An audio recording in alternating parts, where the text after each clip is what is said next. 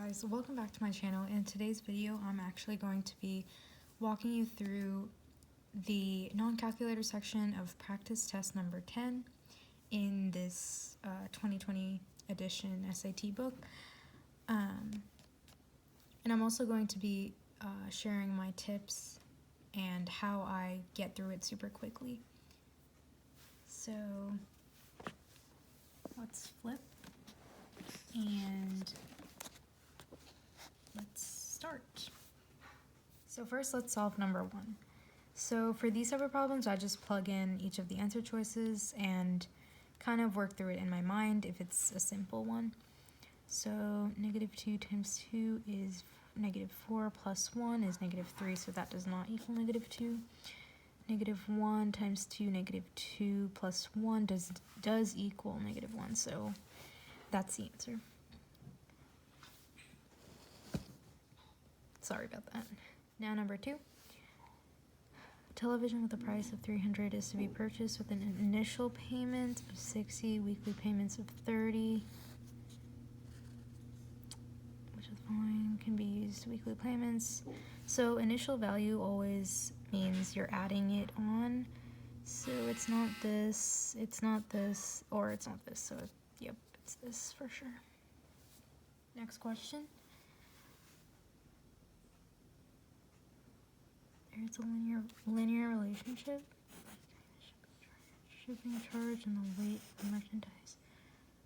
Total shipping charge. Merchandise weight. So the first thing you should do is just estimate the slope. Remember, this is a non-calculator section, so just estimate and round. So every time it's multiplying by 2. So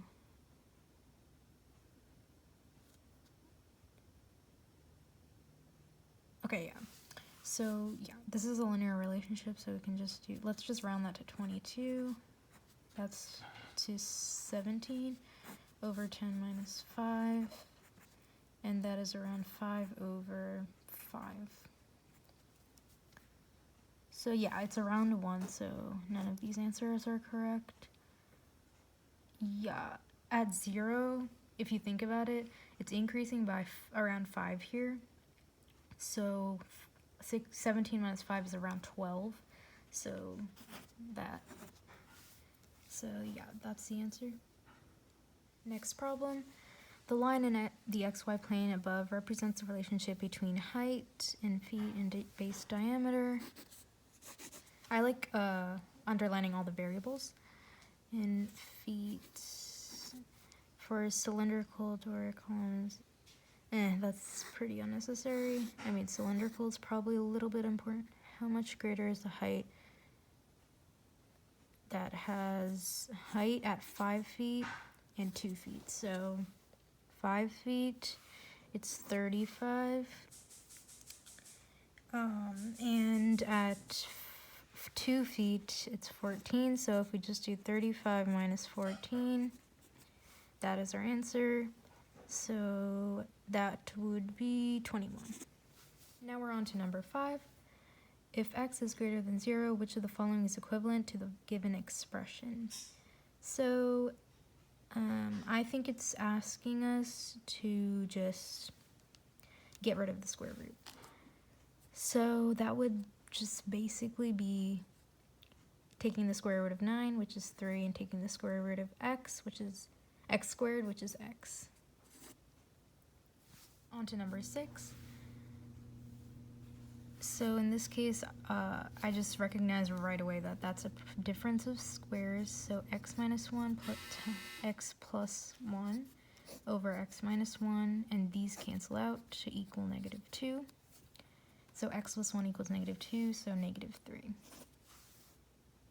But I'm just going to plug that in just in case.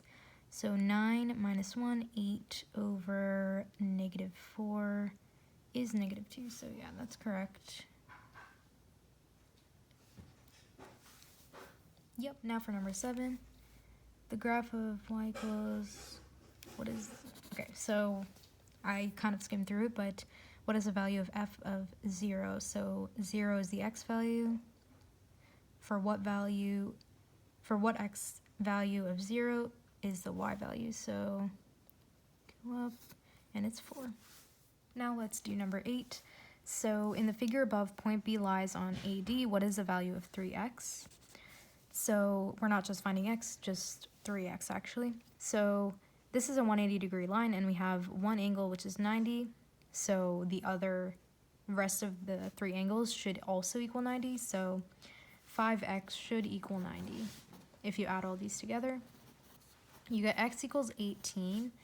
And since it's asking for 3x, just do 3 times 18, and you get 54. So C. Okay, next problem, number 9. So it's basically asking for the equation of the line. So I actually have a trick for this, negative a over b, to find the slope of the equation in this form. So let's just go through and find the slopes that matches up with this slope, which is negative 1. Okay, so negative 1 over negative 1 is 1. So that is not an answer since it's positive 1. And then negative 1 over negative 1, once again, that's not it either. And then let's do 1 over 1, so this is a possibility. 1 over 1 again, so this is both also a possibility. So now we have to look at our y-intercept, which is negative 4. So b equals negative 4. So if you divide both sides by positive 1, the value of these two values won't change, so C is our answer. Next we have number 10. So it's basically asking the value of this point right here. So what I would like to do, just in case, is just put it into factored form. So plus 6. So that would just be the same thing as x plus 3 times x plus 2. So if you plug in 0 for this, we get 0, 2 times 3 times 2. And that equals 6, 12. So our answer is 12. It's also right here. Next we have number 11. So this is a circle question. We have our center and our radius. So remember, these values right here are actually r squared. So and also these, you have to take the opposite sign of the x minus whatever. So 5, 7. And it looks like this is our answer. Now for number 13, the graph of the function, this, I don't want to say it. It has 2 x-intercepts, which is just basically the solution. What is the distance between the x-intercepts? So in this case, I would definitely use the distance formula, which is basically the Pythagorean theorem, if you draw like a triangle between the 2 points. So first, let's just factor this to find what the intercepts are, where the y value is 0. So we know that we have a blank 0 and then another blank 0. So we just got to fill in those by solving for this. So what values multiply to 4 and add to 5? That's 4 and 1. So x plus 4, x plus 1, that's in factored form. So we know our what are they called? Solutions, or x-intercepts, are at negative 1. So we've got negative 4 and negative 1. So now we got to find the distance between these two. So the distance formula is actually square root of x2 minus x1 squared plus y2 minus y1 squared. So it's basically the Pythagorean theorem. So let's just do the 2 x's. So 4, so that's negative 3, so 9. I mean, not 90. 9 plus y2, so that's 0. So that's 3. So our answer is 3.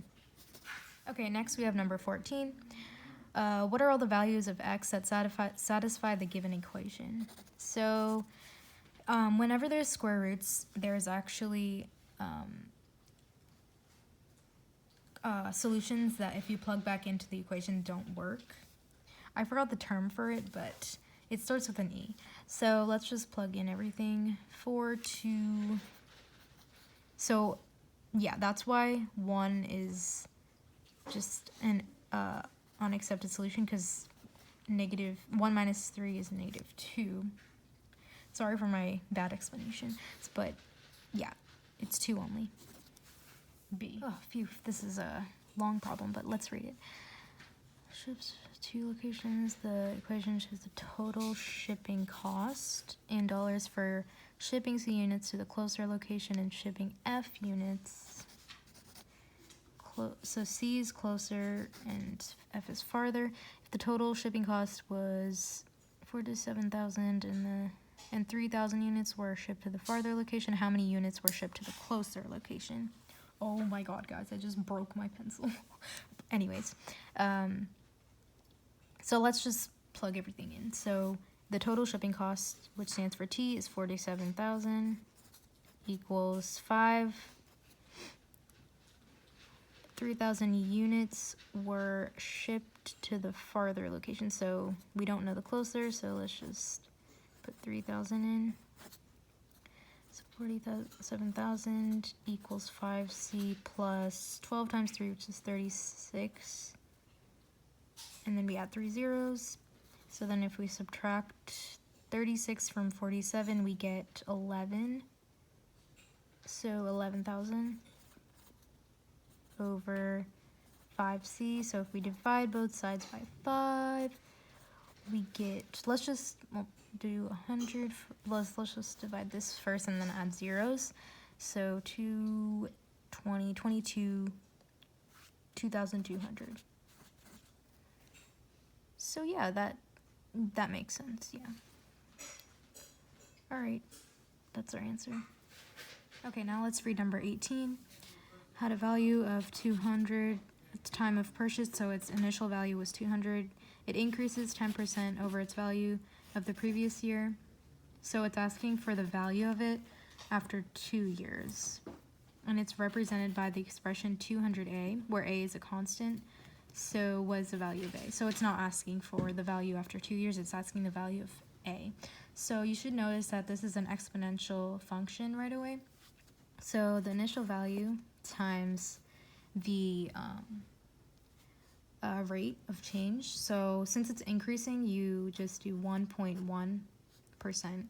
Basically, it's percent increase in decimal form, and our time is 2 years. So basically 200 times 1.1 times 1.1. So this is the value of A. So 11 times 11 is 121. And after that, since we have 2 decimal places, we just move it 2 decimal places, and we've got 1.21 is the value of A. Now number 20, the last problem. So let's just plug in everything. So we know U minus T is 2, so, and this is a difference of squares, so you should notice that right away. So U plus T. That's a rule you should memorize, so you don't have to think about it for a long time.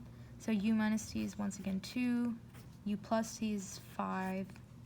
So 4 times, remember to go in according to PEMDAS. So 2 times 2 is 4, 4 times 5 is 20. So our answer is 20. Okay guys, I hope this helped, and I'll see you guys next time. Bye.